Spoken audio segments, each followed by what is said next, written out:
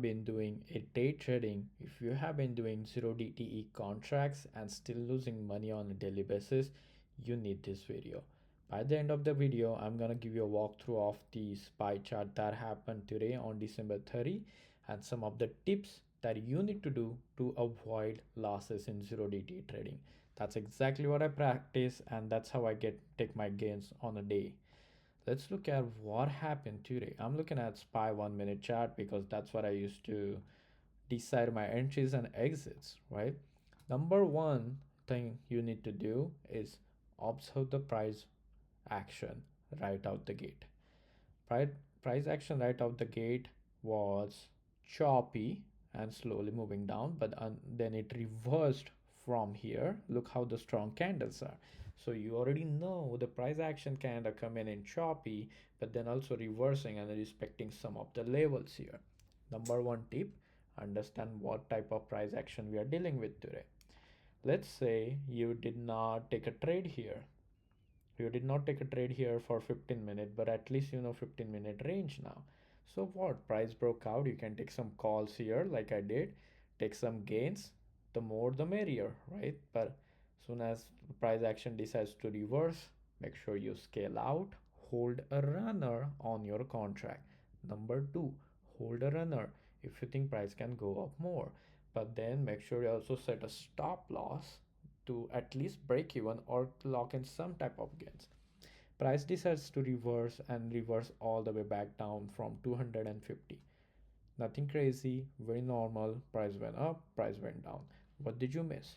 You missed a V and you missed a IV pattern, right? So, which is okay. Number one tip, understanding what early on what type of market you're dealing with. Looks like we got a nice range, but $2 range and good candles. You can see a good momentum, so you shouldn't expect a extremely choppy market action, but it can turn into choppy very quickly, right? So you're being careful in the first 30 minutes. Number one thing. Second thing, you need to trade smaller than the normal size that you think you should trade, right? 0 DT options move really fast, and oversizing is the number one way you can blow your account. On regular days, let's say I take 10 contracts of around $100 each. That's the full size. I usually trade based on my account size. But when you're taking the calls here, don't do that. Don't buy the calls 10 contracts. Buy less of them. Why? Because you already watched the price action going in that direction and now you're just trying to capture the remaining move out of it, correct? So every time you don't have this type of precise entry, go small. So you're still able to make a trade, you're still able to take a gains, you're still able to scale out, and then you're playing it safe. Number two, it's trade smaller than normal. Now, what's the third thing? Third thing is you don't want to take a trade if there is no setup.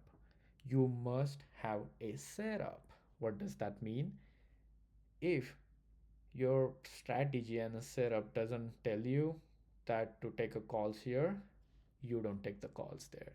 My setup told me that as soon as the orb price action breaks out of this 15-minute orb, you should take a play. That's my setup. I waited for it. That's a third tip for you guys. If there is no setup, that means no trade. If price action isn't reacting at some of the key levels you have marked, it doesn't follow some of the strategy that you've been doing, don't take a trade. Sit on your hands, wait for the setup. That's your third thing, right? Now look at price action coming back all the way down. It went up and decided to go out. Here's what happened. Here's my another setup. Price action decides to break out of it, correct? Now, price action decides to break out of this orb as usual based on my setup. Let's say I took some puts. I missed this puts here, which is okay. I could have taken the puts, chased it, but that's not the right thing to do. So do not chase. Number one thing, another fourth tip you need to remember is do not change the price action. You don't know if price action is going to bounce from EMA 50. You don't know if price action going to bounce very sharply from this 200 EMA and go back up. That way you probably won't have enough time to get into these puts and scale out with the massive profits. You don't want to do that. That just means you are risking a lot more money for very small gains. So again, if you miss the precise entry, just wait, sit on your hands, wait for your next setup. Let the price action do its thing and then you react to that. Okay, so price action finish its move all the way back down. Now you've really fully realized price action is moving between these two levels. Well, naturally, when the price action is trying to break out, doing this small retest and breaking out again, I took puts because that's my setup. Then what happens? Price action does this consolidation or choppy price action until it goes down. In this scenario, if price action would have came in the orb again, I would have been red, I would have been burned on my puts, right? Quite obvious. Also, theta burn is a real thing. We all know that in a choppy price market, the longer you hold your contracts on 0DT, the more you are going to lose your gains. Which is why there is a quick thing. If you're going to lose this trade or if you're losing this trade, you want to start trimming your contracts. What do I mean by that? Don't sell 100% of them. Start trimming. So the next tip, the fifth tip or rule to avoid the losses is cut your losses quick or make your losses smaller. That's the next thing I want to say. Next to that is do not average down on 0 DTE. The number of time the theta decay is relentless and it's very unforgiving. So every time I have probably done average down, it's only when the move has been confirmed, the direction has been confirmed, and I know that I'm gonna get a good wins out of it.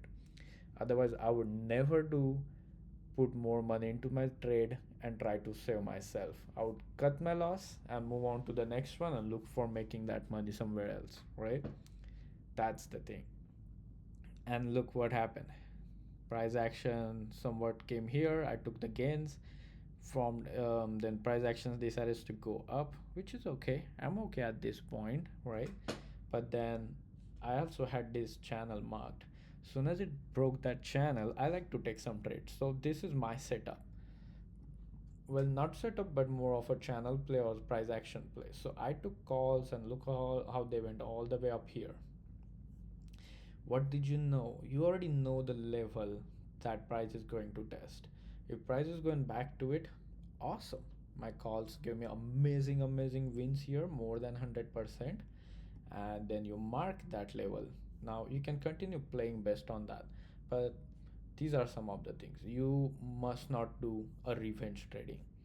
If you took loss on, let's say, this puts for some reason with a theta decay and whatever that is, you should not go big size in your event trading. That's your next tip.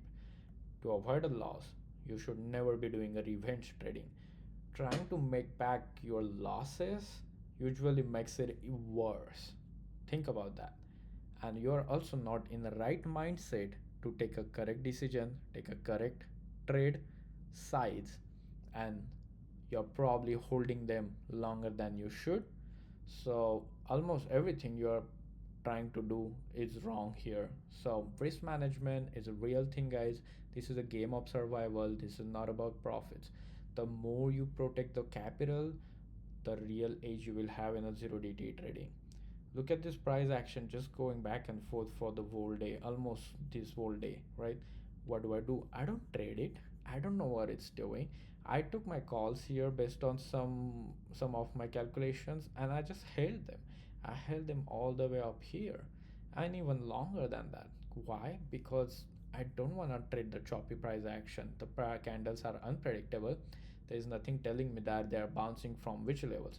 Well, think about it. I kind of know that they're bouncing from here because it's a 6900 on SPX, so I know they're bouncing off it. So if you want to take a small scalps in here, at least put some channel around it, have some rules, and yeah, pretty much that's how you trade your 0DTE. I do more than that. What I do, I decide dynamic sizing for my plays. I do scale in and scale out based on the price action. So if I'm having a calls here, I also take additional different strike calls to take add on my ongoing play, and look, I still get the nice gains out of that. I'm gonna tell you one small thing here, very important.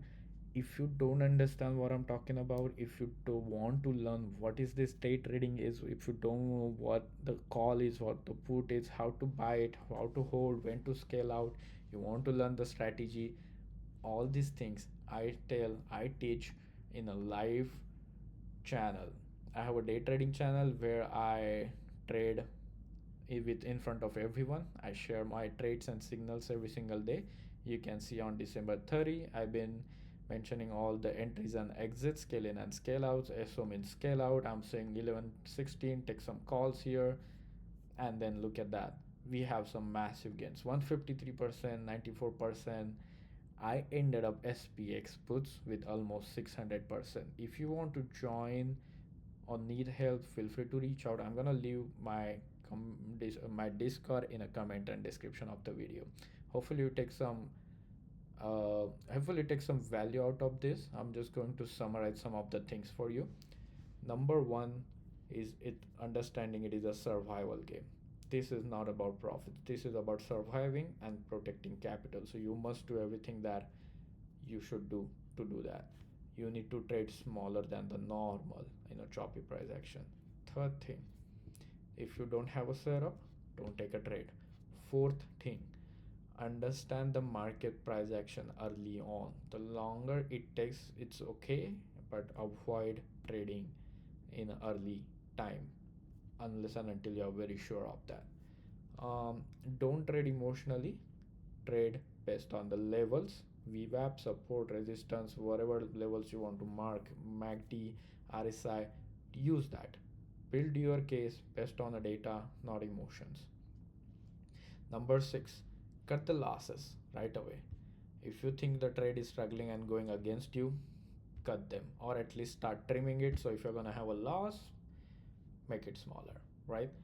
Number seven, don't average down. Zero DT. Avoid doing it. Cut your thing. Take your standard 25-30% stop loss.